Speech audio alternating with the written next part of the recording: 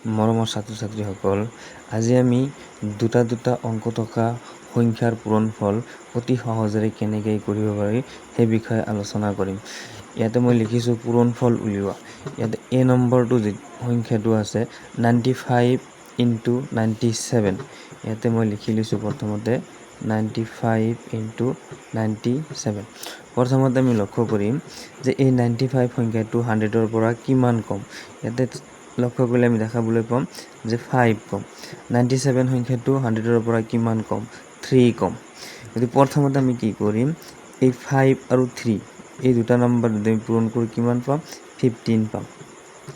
এতিয়া 97ৰ পৰা আমি 5টো বিয়োগ কৰিম, নহ'লে 95ৰ পৰা আমি 3 বিয়োগ কৰিম। 95ৰ পৰা 3 বিয়োগ কৰিলে থাকিব 92।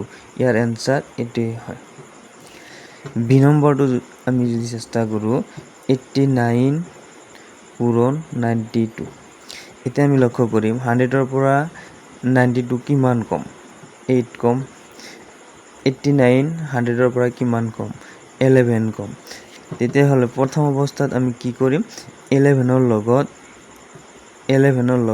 8 পূৰণ কৰিম। 11ৰ লগত 8 পূৰণ কৰিলে হ'ব 88। এতিয়া আমি কি কৰিম, 89ৰ পৰা 8 বিয়োগ কৰিম, নহ'লে 92ৰ পৰা আমি কি বিয়োগ কৰিম, 8 বিয়োগ কৰিম। 92ৰ পৰা আমি 11 বিয়োগ কৰিলে কিমান থাকিব, 81। ইয়াৰ এনচাৰ এইটো। গতিকে তোমালোকে কি কৰা যে চি নম্বৰটোৰ এনচাৰ কিমান আহে অতি সহজে